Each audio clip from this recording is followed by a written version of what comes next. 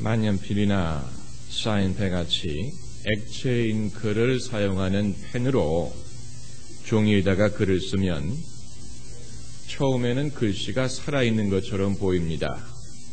아직 잉크가 액체 상태로 남아있기 때문입니다. 그래서 전등으로 종이를 비추면 글씨가 반짝반짝합니다. 그런데 조금만 지나면 그 잉크가 말라버려서 이제는 손으로 글씨를 만져도 번지지 않습니다. 우리 믿음도 이와 같습니다. 처음 감동 있는 설교를 듣는다든가 성령의 영감을 받을 때에는 우리 믿음이 살아서 반짝반짝하는 것 같은데 조금만 시간이 지나면 금방 그 감동이 말라버리기 때문에 믿음의 모습은 남아있는데 그 능력은 사라지고 맙니다. 찬송가 236장에 아침에 이슬방울 쉬 사라짐같이 내 기억 부족하여 늘 잊기 쉬우니라는 가사 그대로입니다. 차라리 배운 말씀을 잊어버린다면 그래도 괜찮은데 문제는 믿음을 잊어버리는 것이 아니고 잃어버릴까 염려가 되는 것입니다. 여러분, 금붕어의 기억력이 몇 초인지 아세요? 3초라고 합니다. 금붕어의 기억력이 3초라고 하는데 우리가 하나님으로부터 받는 영감도 3초만 있으면 사라지지 않는가 염려가 되는 것입니다. 그렇기 때문에 모든 설교는 권면이라는 요소를 빼놓을 수가 없습니다. 고린도전서 14장에 너희가 모일 때 가르치는 말씀도 있고 계시도 있고 방언도 있고 통역함도 있다라고 했는데 아무리 하나님이 우리에게 계시를 주시고 가르치는 말씀을 주신다고 하더라도 먼저 성도들의 믿음을 북돋아 놓아서 이들이 그 말씀을 받아들일 준비가 되지 않으면 아무리 하나님이 우리에게 가르치는 말씀과 계시와 방언과 통변을 주신다고 하더라도 우리가 그것을 들을 수가 없는 것입니다. 그렇기 때문에 기본적인 차원에서 성도들을 다시 권면해야 됩니다. 하나님은 살아계십니다. 하나님은 우리와 함께 계십니다. 오늘 우리가 하나님을 믿으십시다. 하나님을 의지하십시다. 이렇게 먼저 성도들의 믿음을 북돋아 놓고 그리고 하나님이 주시는 말씀을 들어야 비로소 가르치는 말씀도 계시도 우리가 수용할 수가 있는 것입니다. 모세가 이스라엘 백성들을 거느리고 애굽에서 나올 때 홍해를 건널 일에 대해서 염려하지 않았습니다. 왜냐하면 400년 동안 종살이하던 애굽에서 빠져나오는 것만 해도 기적 중에 기적이요 감개무량한 일이었기 때문에 그 다음에 이 일을 염려할 필요가 없었기 때문입니다. 홍해를 건너는 일은 홍해에 이르렀을 때 그때 가서 염려하면 되는 것이요 그때 가면 하나님이 또 도와주실 줄을 믿었기 때문입니다.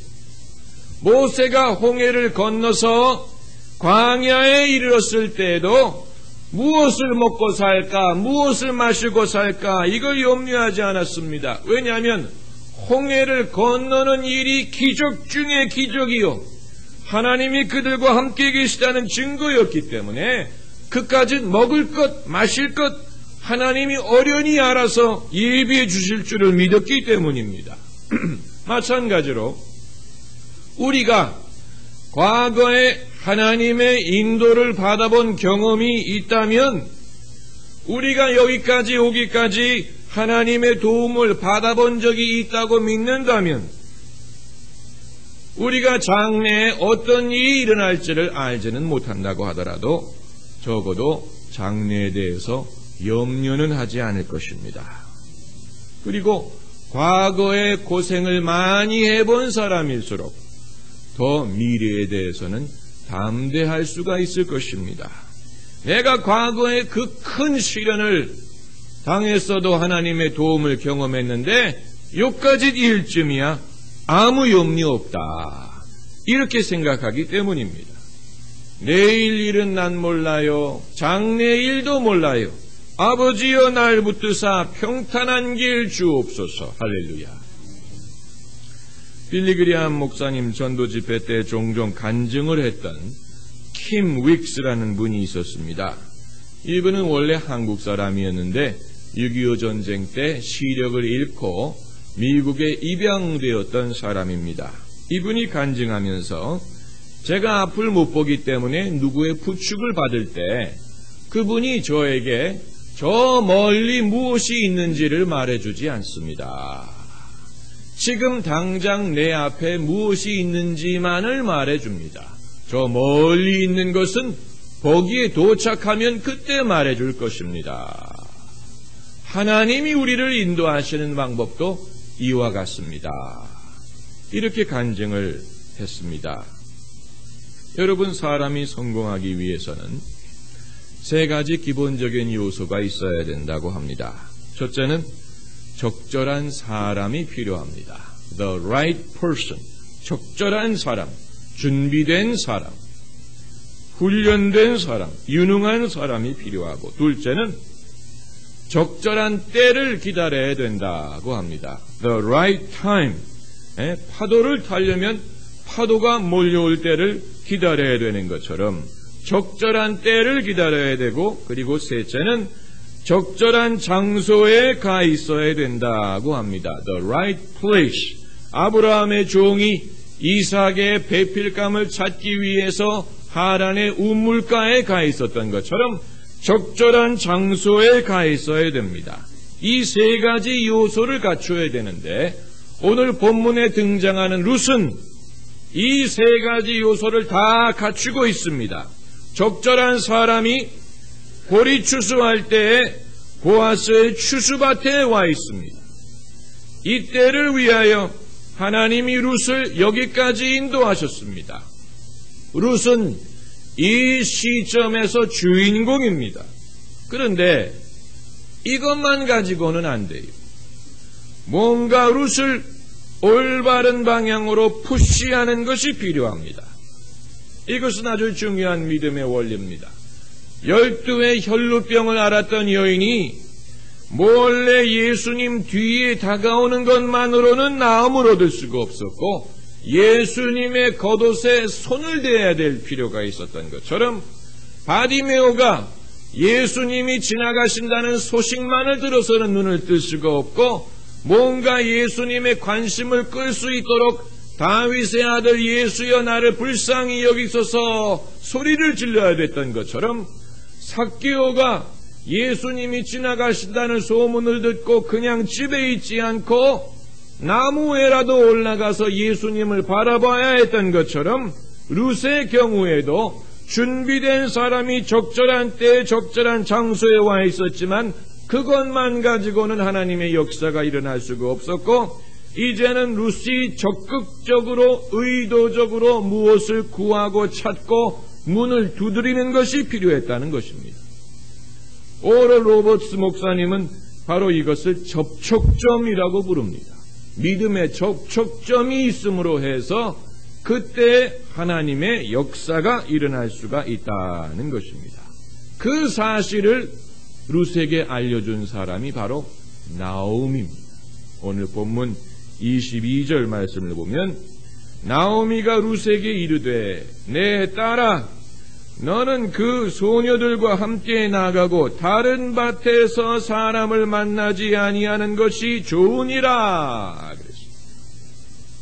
룻은 룻기의 주인공이지만 아직 젊고 인생 경험이 부족하기 때문에 자기의 상황을 잘 파악하지를 못합니다. 그러나 나오미는 룻보다도 더 경험이 많기 때문에 룻 스스로가 볼 수 없는 것을 그 시어머니 나오미는 볼 수가 있습니다. 룻이 보아스의 밭에 들어가서 이삭을 줍게 되고 보아스의 은총을 입게 되고 그리고 보아스가 나오미 가문의 친척이라는 사실이 결코 우연한 것이 아니라는 것을 그 시어머니 나오미는 지금 파악을 하고 있는 것입니다. 그래서 하나님이 뭔가 보아스와 룻을 통해서 이루시려는 일이 있다. 그러나 그 일을 이루기 위해서는 룻에게 지혜가 필요했습니다. 만일 룻이 이 시점에서 더 많은 보리삭을 얻기 위해서 이 사람의 밭에도 들어갔다가 저 사람의 밭에도 들어갔다가 여기도 기웃거렸다가 저기도 기웃거렸다라면 보리삭은 많이 주었을 테지만 보아스의 마음을 상하게 했을 것이고 보아스로 하여금 룻에 대한 관심을 적게 만들었을 것이고 결국 하나님이 룻에게 주시는 이 귀한 기회를 놓쳐버리게 만들었을 것입니다. 제가 오늘 여러분에게 말씀드리고자 하는 것이 바로 이 점입니다. 우리 모두는 필요한 순간에 한마디의 필요한 조언을 들어야 될 필요가 있습니다. 여러분, 사람이 아무리 선한 의도를 갖고 있다고 하더라도 우리의 선한 의도가 올바른 판단을 보장해 주지 않습니다. 이 세상에는 올바른 뜻을 가지고도 그릇된 판단하는 사람들이 많습니다. 우리가 아무리 끓어오르는 열정을 가지고 있다고 하더라도 우리의 열정이 올바른 선택을 보장해 주지 않습니다. 이 세상에는 선한 의도와 열정을 가지고도 실패하는 사람들이 많습니다. 지혜가 없기 때문에. 제가 전에 섬기던 교회에서 영어 예배를 맡아서 했습니다. 그러니까 영어 목회를 개척을 했는데 한 2년 반 영어 목회를 하고 있는데 담임 목사님이 저를 부르시더니 이제 영어 목회 그만하라 그렇게 말씀을 하셨어요. 저는 좀 야속했습니다. 지금 한참 잘하고 있는데 왜 그만하라고 하실까? 무슨 저의가 있으시나? 그래서 왜요? 라고 물어봤더니 목사님이 자네가 영어 목회를 계속하면 교인들은 자네가 영어만 하는 목사라고 생각을 할 것이고 그것이 자네에게는 바람직하지 않다. 그게 저를 위한 조언이었어요. 만약에 그때 제가 영어 목회를 그대로 계속했더라면 한국에서 저의 목회는 영어 목회로 굳어졌을 것이고 목회의 가능성을 제한했을 것입니다. 그러니까 그 적절한 시점에 그분의 말씀이 저의 목회의 방향을 바로잡아 준 것입니다. 오늘 본문에 나오미가 룻에게 한 이 말, 이 한마디 말씀, 내 딸아 너는 그 소녀들과 함께 나가고 다른 밭에서 사람을 만나지 아니하는 것이 좋으니라. 이 한마디의 조언이 바로 지혜의 말씀입니다. 한번 따라해 보시기 바랍니다. 지혜의 말씀. 고린도전서 12장에 성령의 은사 9가지가 나오는데 성령의 열매도 9가지지만 성령의 은사도 9가지입니다.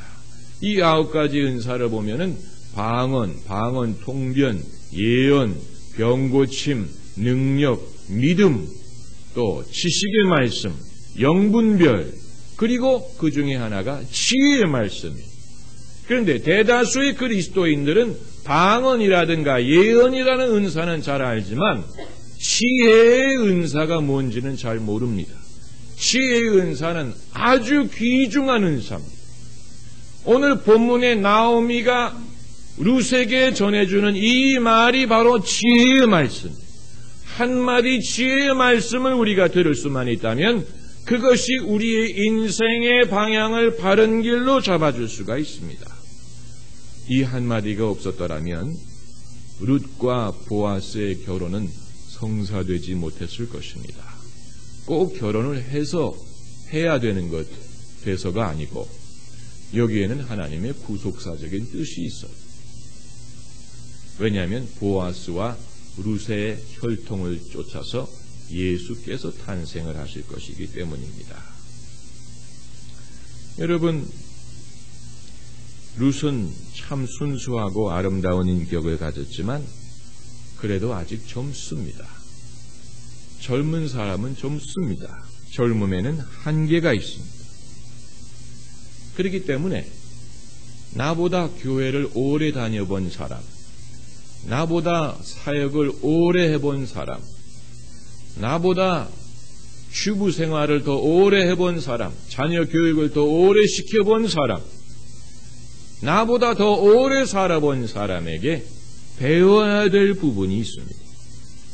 이번 대통령 선거에서 우리를 우려하게 하는 것은 과거처럼 출신 지방에 따라서 선호하는 후보가 다른 것뿐만이 아니고 이제는 이념에 따라서 선호하는 후보가 명확히 구별이 되고 그리고 또 하나 연령에 따라서 지지하는 후보가 다르다는 사실입니다. 그러니까 그동안에 우리가 이 민족을 하나 되게 하기 위해서 애를 쓴 것처럼 보였는데 이 민족이 더 하나 되는 것이 아니고 더 연령별로, 지역별로, 계층별로 더 분열되고 있습니다. 왜 이렇게 되고 있느냐? 결국은 역사를 바로잡고 나라를 바로잡는 의도는 좋은데 거기에는 다툼이 있고 갈등이 있기 때문에 신문대로 거둔다고 했는데 다툼을 심으니까 다툼을 거두고 갈등을 심으니까 갈등을 거두고 미움을 심었더니 미움을 거두게 되는 것입니다. 뜻은 좋은데 방법에 문제가 있었습니다. 그걸 우리가 알아야 됩니다. 이 민족이 나아가는 길에 대해서 방향만 좋아서는 안 되고 방법이 바라야 돼요. 그래서 지금 이 연령 간에 이렇게 갈등이 있다는 것은 결국 무엇을 보여주느냐 하면은 젊은 세대가 기성 세대로부터 배우려고 하지 않는다. 배우려고 하지 않아요. 존중하지 않습니다. 마귀는 틈을 타는 자입니다. 남편과 아내의 틈을 타고 부모와 자식 간의 틈을 타고 목사와 교인들 간의 틈을 타고 하나님과 우리 간의 틈을 타고 때로는 기성세대와 젊은 세대 간의 틈을 탑니다. 그렇기 때문에 압살롬 같은 아들이 나오는 거예요.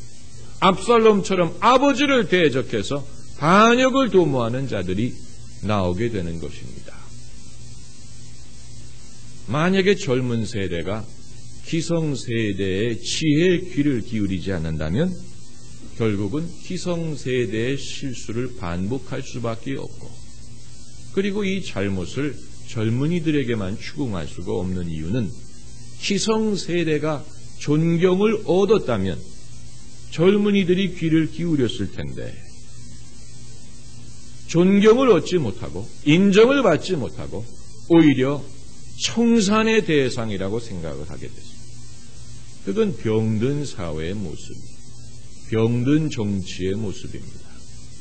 이것은 결코 우리 나라의 발전을 위해서 도움이 되지를 못합니다.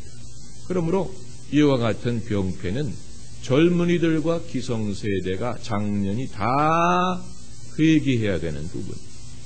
젊은이들은 이 장로들을 공경하고 그들 앞에 겸손하지 못한 것을 회개하고 사회의 어른들은 젊은이들의 존경을 받도록 스스로 겸손하고 바른 삶을 보이지 못한 것을 회개를 해야 됩니다.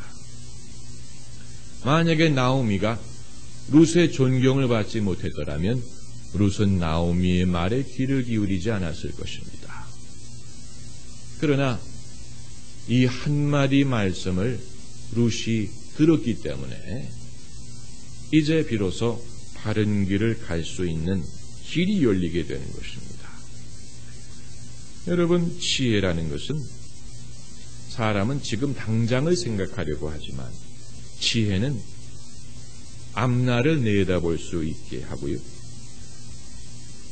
룻은 지금 보리 줍는 일만을 생각하지만 지혜는 더 큰 그림을 볼 수 있게 합니다. 룻은 지금 빨리 앞으로 나가려고 합니다마는 지혜는 브레이크를 걸을 수가 있습니다. 여러분, 때로는 하나님의 지혜가 우리가 가는 길에 브레이크를 거는 것처럼 느껴질 때가 있습니다. 나를 속박하는 것처럼 느껴질 때가 있습니다. 그러나 그건 지혜가 절제를 통해서 역사하기 때문에 그래요. 하나님이 우리에게 주시는 지혜에는 절제라는 요소가 있습니다. 절제할 수 있는 사람이 지혜로운 사람입니다. 다윗은 자신의 세대에 예루살렘에 성전을 지으려고 했지만 하나님은 거기에 브레이크를 거셨어요. 그 마음 자체를 기쁨으로 받아주셨지만 성전을 짓는 일은 그 아들 세대에 가서 이루게 하셨습니다.